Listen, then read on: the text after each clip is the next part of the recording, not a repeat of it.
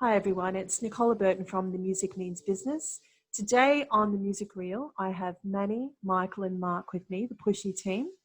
And we have a very special guest. We have Sharlene Harris, who is the National Entertainment Manager for ALH in Australia. Sharlene, it's a pleasure to meet you and have you on the program today. How are you? No, I'm good. Thanks for having me. Oh, it's great. Well, look, are you working from home or are you in the office? I'm actually in the office today. How long have you been back working in the office? No, I'm working at home. I've got a scheduled power outage today at home, so I've come to the office. Well, we got to be. And it was a nice drive. It was nice to get out from the Dandenong Ranges where I live and experience a really easy drive into South Yarra. It was great. Which would be something quite different for you. First time ever, unless I'm going to the airport at like 5 a.m. Yeah, absolutely. Wow. So how long have you been working from home? The entire time, apart from today? Yeah, since about the 20th or 19th of March. Wow. So just before the shutdown, the full shutdown, we were making moves to get everyone suited up out. But I've always worked from home 2 or 3 days a week. It's actually healthier, isn't it? It's actually better for everyone all round. We do the same thing. Yeah. The boss is very good that way. And he was like, I don't want you driving that far every day to work. I'd rather you stay at home and work from there. All you need is a phone and a laptop. Exactly. And a strong internet. Yeah, so it's been like that for about 3 years for me. So. Oh, that's great. I love to hear this. There's so many people around the country actually have been working from home for way before lockdown. So we love to hear that. So I guess we want to know how it's been for you guys at ALH in terms of the things that you had to do to go into lockdown and then what you've actually been doing during lockdown. Well, we had approximately 240 shows on sale when all this started. So as soon as it dropped to about 500, we knew we were in trouble because we had a lot of shows that had sold way more tickets than that. So we started talking to agents. Some agents were on the front foot as well. So we started rescheduling mostly if we could. We figured that it was best for acts. I mean, there was a panic that went right through the industry. I think everyone could see what was coming. We could see that in Europe they'd already shut down completely.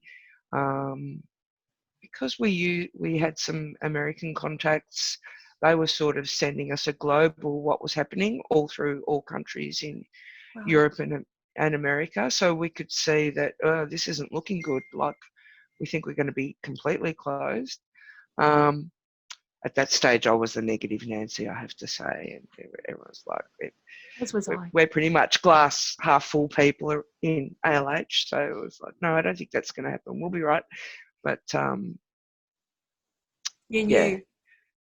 You could see it. You could see it. Yeah. And to be honest, late February, I was in Perth for our last Hotter Than Hell, and on the Sunday, we got Unwritten Law and Everclear out of the country, and I was coming back to Melbourne, and my flight was bumped 3 times that day, and I ended up catching the red eye. Horrible plane to catch. Yeah, it's like I didn't go to work on Monday. It was like, oh. And everyone on the flight had also been bumped, and they were saying, oh, flights have been cancelled overseas, so our flight coming from England that we were then going to catch across to Melbourne has been stopped, and this, that, and the other. And it was like, right, wow, so the signs were all there, I guess. Yeah.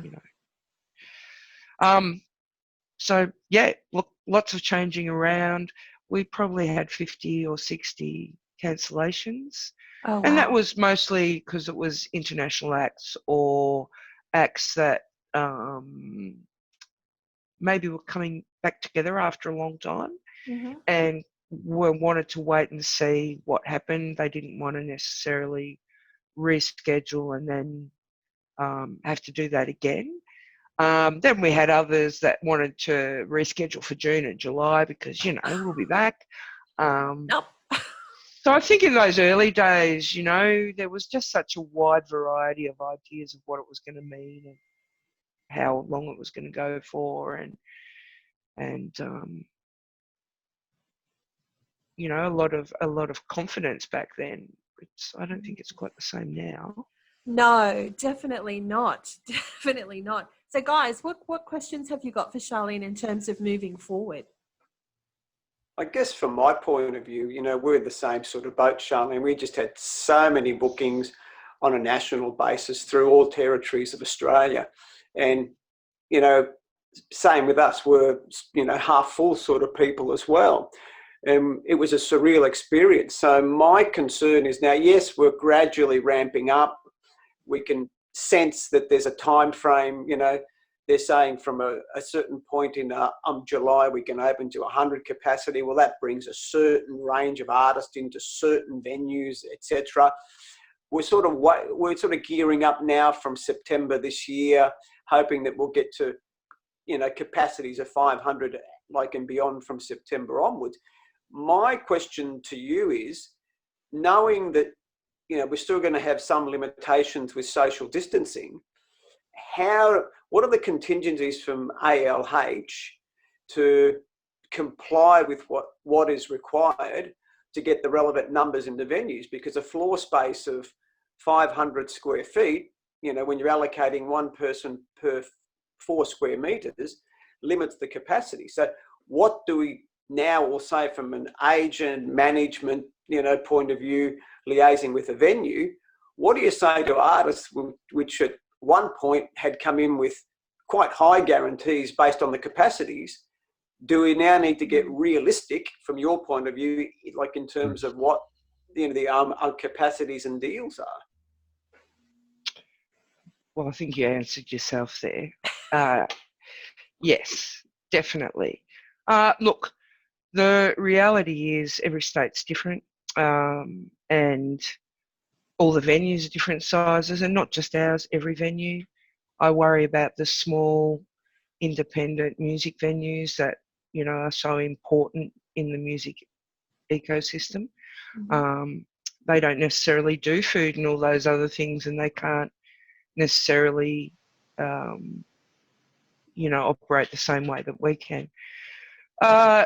We've got a really good plan, and it involves all the normal things, really following the guidelines of sanitisation stations at the entries, cardless payment and cardless ordering, order on your phone, pay on your phone, type stuff.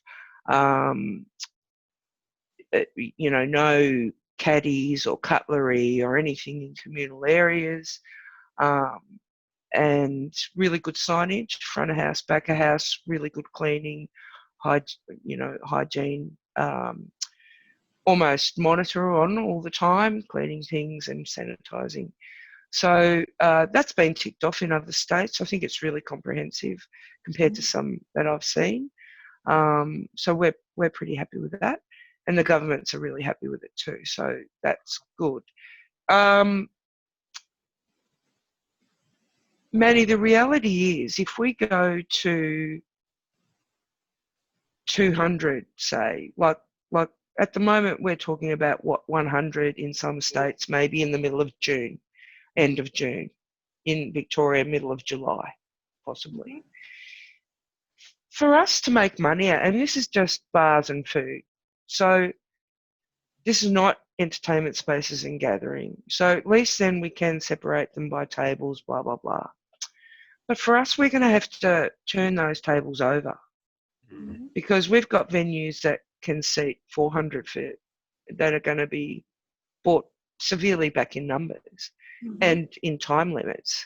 So it's going to be really important, if we come back, that we turn tables over, because, our costs are still high. Even closed is tens of millions of dollars for us, and we're closed. Yeah. So we didn't meet the JobKeeper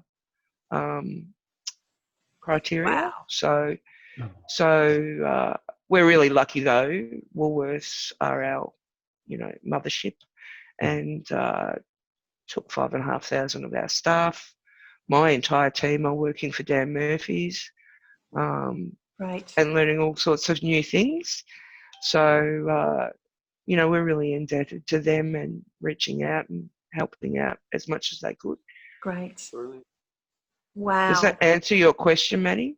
It certainly does. And then I just want to have an anecdote, because I think you pointed out the smaller 100 capacity independent or 200 cap venues that sort of nurture young bands or little bands into bigger bands, with noting, we've had some conversation with some smaller venues throughout Australia that are entertainment focused. A lot of those venues won't reopen. They just can't sustain these closures. So what does that do for a corporation like ALH, which is live entertainment focused, thankfully? Will that open the door for the development of these younger acts to come through now? That was look, in certain places where we've got smaller rooms, we do that already. Like at the Pier, we've got the Pally Bar, which is only a 270 cap. At the Croxton, we've got the Front Bar, which is about 180 cap. So where we can, we do. Yep.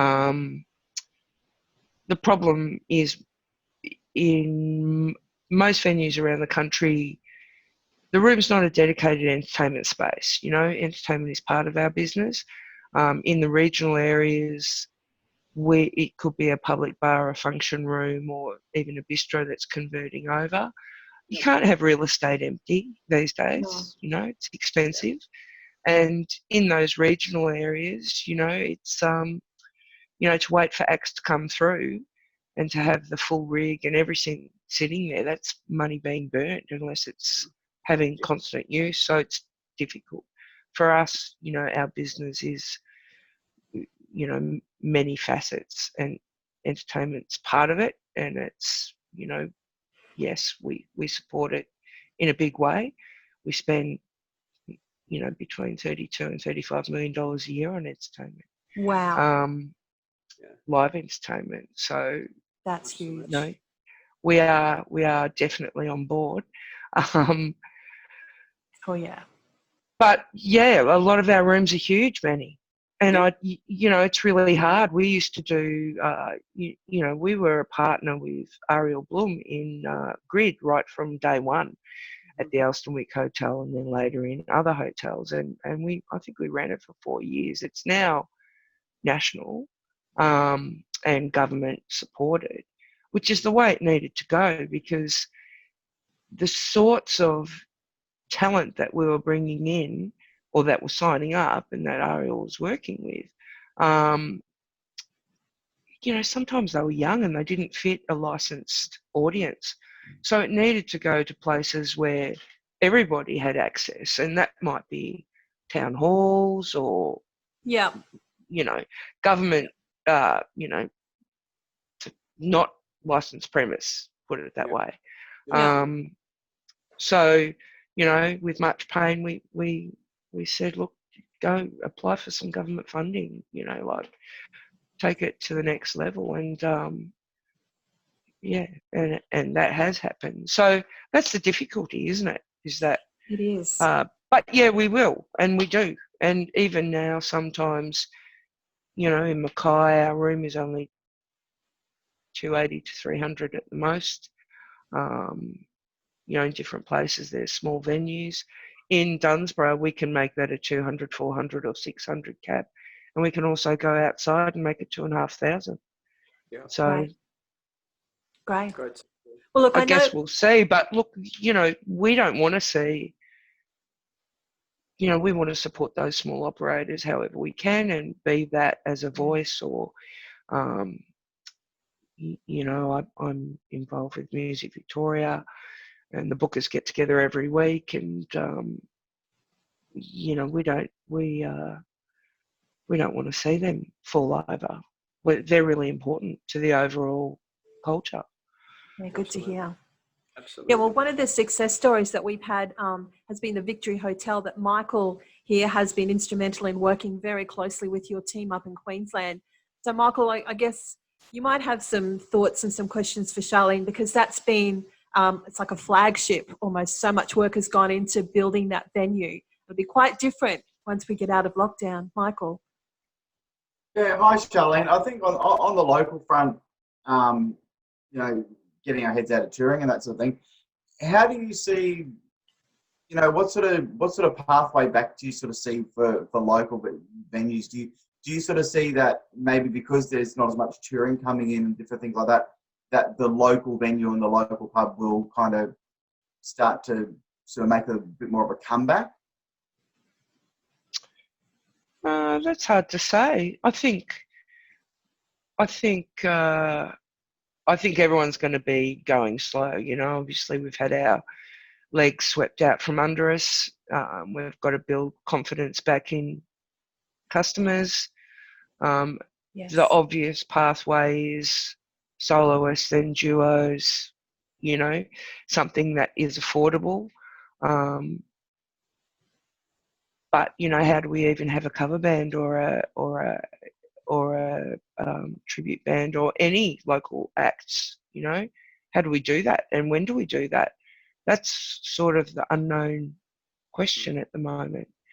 And that's, even a guideline would be great. I mean, I think what happened in South Korea, opening nightclubs and then having that massive spike, one person, almost 200 cases, you know, puts a fear into governments globally about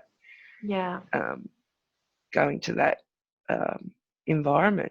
I don't know. How do you see it, Michael? Yeah, I see it as a really gradual. It has to be a gradual reopening, and obviously to build confidence back in people that it's okay to go out and it's okay to do these things. I know everyone's so excited to go back out and to do those things, but I think everything needs to be done with a little bit of